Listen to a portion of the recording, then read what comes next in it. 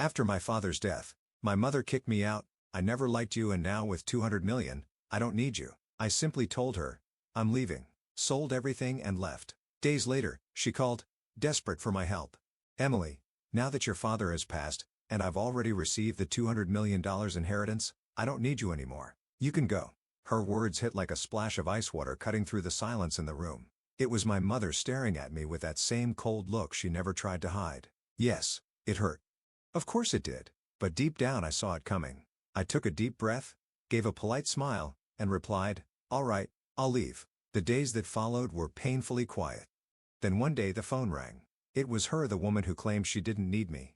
Emily, where's my share of the inheritance? Her voice trembled, part panic, part rage. She never imagined that the man she constantly overlooked had planned everything down to the last detail. My father was always 10 steps ahead. Before we dive in, don't forget to like this video, subscribe to our channel, and tap the notification bell. Welcome to Revenge Scales, where justice never misses. My name is Emily, I'm 27 years old, and until recently, I lived with my parents. From the outside we probably looked like the perfect family. My father, my role model, was a self-made businessman who built his company from nothing. He was a man of principle and always followed through on his word. No matter how demanding his work was, he always made time for me. I remember him coming home exhausted, still smiling, asking, what's our plan today, kiddo? He was my foundation. My mother was a different story. She reminded me of those daytime TV stars always dressed to impress, always at some social event, but emotionally unavailable. She would say she'd spend time with me, then cancel last minute. She felt more like a guest in the house than a parent. If my father was the backbone of our family, she was more like the surface paint, nice to look at but lacking substance. As I got older, I admired my dad even more. I dreamed of working beside him, learning his trade, and carrying on his legacy. What I didn't know was that he had quietly been preparing me for something bigger, and the ending, well, no one could have predicted it. When I entered my 20s, our simple chats turned into business talks. He taught me the essentials: leadership, accountability, and strategy.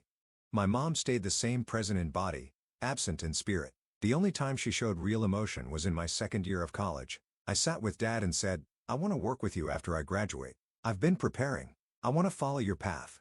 He looked proud.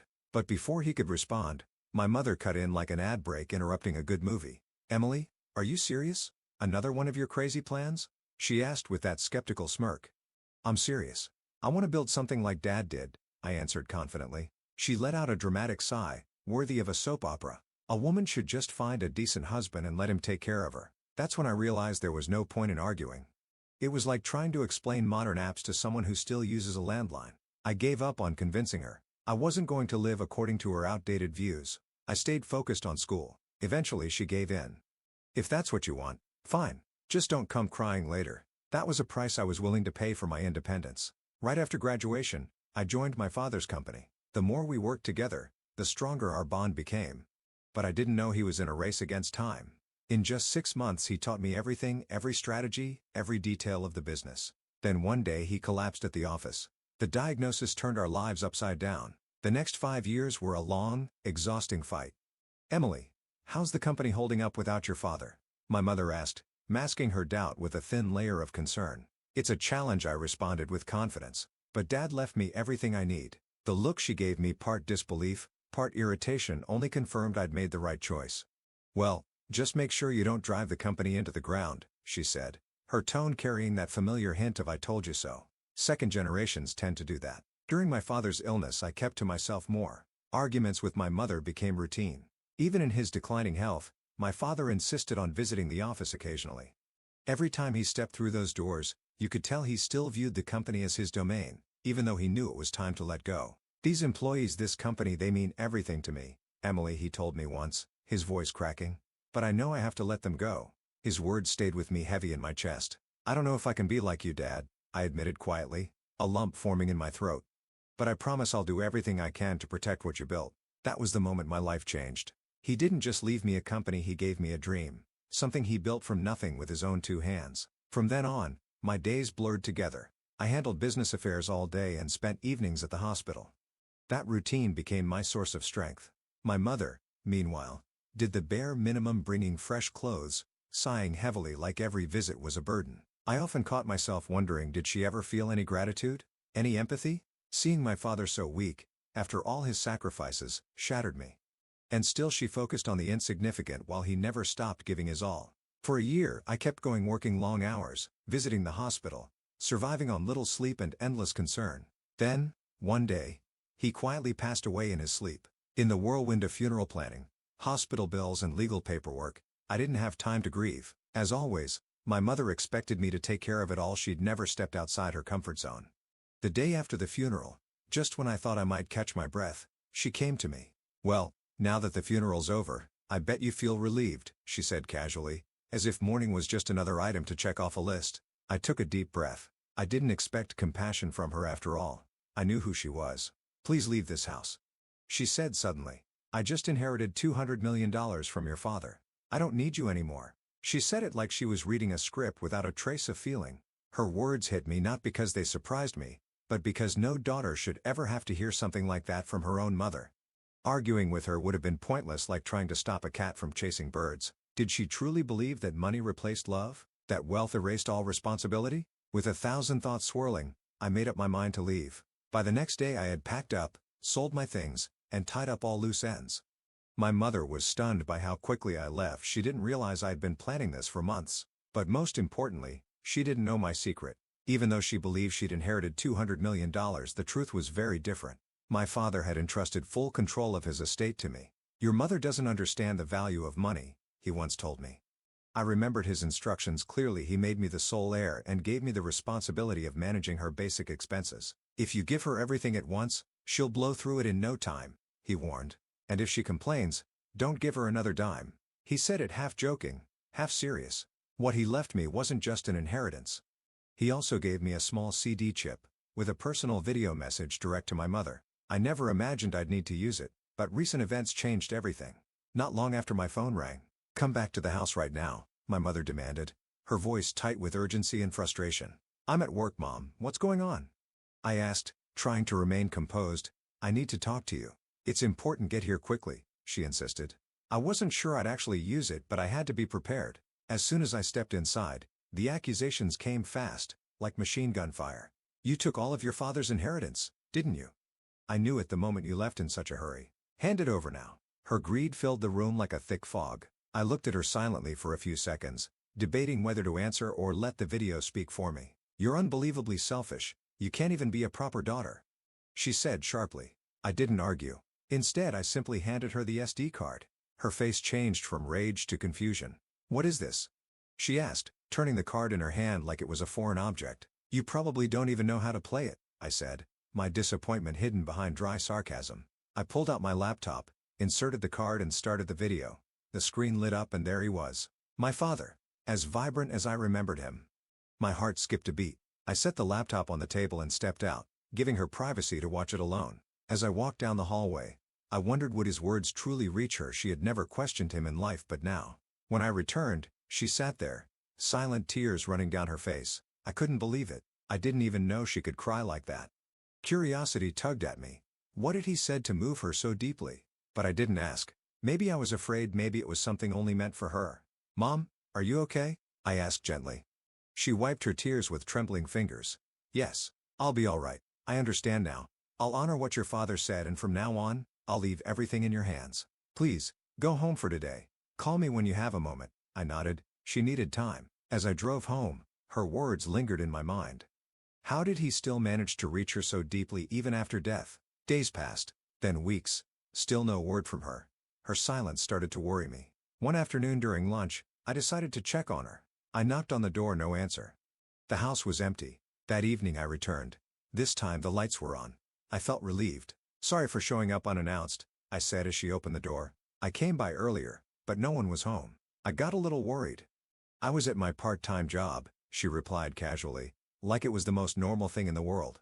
"A part-time job," I repeated, stunned. I had always seen her as someone completely opposed to working, almost allergic to the idea. Her sudden shift left me speechless. "How did this happen?" I asked. "Did you watch the video? The one meant just for you." She nodded and slid the SD card toward me. "You should watch it too, Emily. Take it with you." "Are you sure?" I asked, feeling a knot form in my stomach as I picked up the tiny chip. "Go ahead," she said quietly. Her expression was unreadable. I returned to my office, feeling an odd weight on my chest. I sat in the chair that used to be my father's, took a deep breath, and inserted the card into the computer. The screen came alive with his image familiar, comforting. "My dear," he began, his voice steady and thoughtful. "If you're watching this, it means you couldn't reach Emily," he began just as he always had. "First, thank you for helping me raise Emily. Without you, I couldn't have managed the business and cared for her at the same time." His words echoed through the room, but something in his tone made me uneasy. Then came the moment that changed everything. "You took care of Emily, even though she wasn't your biological daughter, and for that, I'm deeply grateful." It felt like time froze. What was he saying? "I'm not his daughter." His words hit me like a thunderclap, but he continued, unaware of the emotional storm he had just triggered. "You've stood by me all these years. In doing so, you gave up your own goals. You made it this far without much help or support, and I know I'm partly to blame. I provided a life of comfort, but now that I'm gone, I fear things might get difficult for you." My mind was spinning. Suddenly, so much made sense: her emotional distance, the bare minimum care, and now his heartfelt words. He spoke with such honesty that it cut deeper than I expected. "I'm truly sorry, but I worry about how you'll cope when I'm no longer around." I slowly shut the laptop. My thoughts were tangled, filled with questions, uncertainty and mixed emotions. I couldn't sleep that night. My brain replayed every word. The next morning I knew I couldn't ignore it. I needed answers. I approached her and said, "Mom, I watched Dad's video yesterday. Now I know the truth." My voice trembled as I faced a reality I'd never imagined. "I raised you," she said, "because your father asked me to. That's the only reason." Her voice was heavy, each word loaded with years of hidden truth. The silence that followed was thick, but I couldn't stop. I needed the full picture. "What happened to my biological mother?" I asked, determined to understand my story. She took a long breath before answering. "You were born to my sister and your father. My sister passed away shortly after giving birth to you. Your father was heartbroken. I promised him I'd raise you, and so I became your mother." Her words were both comforting and disorienting. Finally, the pieces of my life were falling into place. Her detachment, her way of carrying it all made sense now. I remembered snippets from my childhood, her working at a cafe, smiling genuinely as she served customers, and the joy in her voice when she spoke about wanting her own cafe someday. That was her dream, and she gave it up to raise me. Inspired by my father's message and maybe by the weight of finally sharing the truth, she made a decision: she was going to pursue that dream again. She picked up a part-time job, focused on starting fresh. One afternoon during a quiet chat, she told me, "I should have done this years ago. Working is actually fun, and I'm surprised by how capable I feel. I never thought I'd enjoy it so much." I looked at her, unsure what to say. "Was it my fault you never got to work before?" I asked softly. "I'm sorry if it was." She shook her head gently. "No, that was my choice. But the truth is, I was never naturally good with kids. I did my best, but I couldn't be the mother you really needed." Her honesty caught me off guard. For the first time we were speaking without filters. No blame, no barriers, just two people opening up after years of distance. Over the following days our conversations continued. Slowly we began to understand each other, not only as mother and daughter but as two women reconnecting after years of silence. And it was during one of those talks that we decided together to use part of the money my father had left behind enough to help fund her dream cafe. Since she started working, my mom had changed. She became more grounded and thoughtful. When we discussed using part of the inheritance for the cafe, she hesitated. It was a clear shift from the woman who once asked me to leave the house without a second thought. While managing my own job, I supported her throughout the process of opening the cafe. We began spending more time together, sharing responsibilities and small moments. Something unexpected happened. Our relationship slowly began to grow. It wasn't perfect or easy, but for the first time, it truly felt like a mother-daughter bond.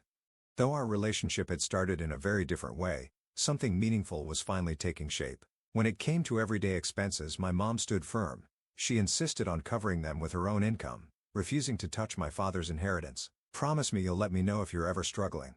"Dad trusted me to look after you," I said, genuinely concerned. She gave a soft smile, revealing the independence she had been steadily building.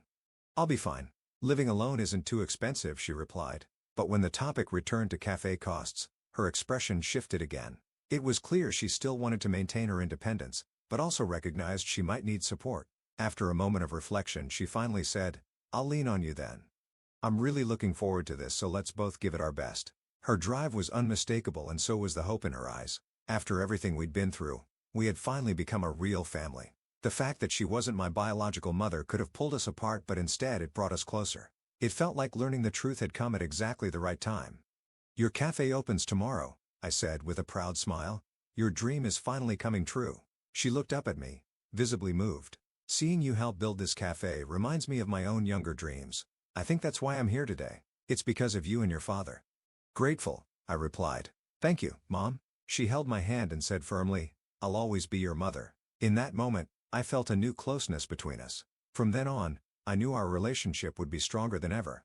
After my father's passing, I had come to accept the truth of our circumstances. I made the choice to stay with her and even considered returning to my hometown so we could live closer again.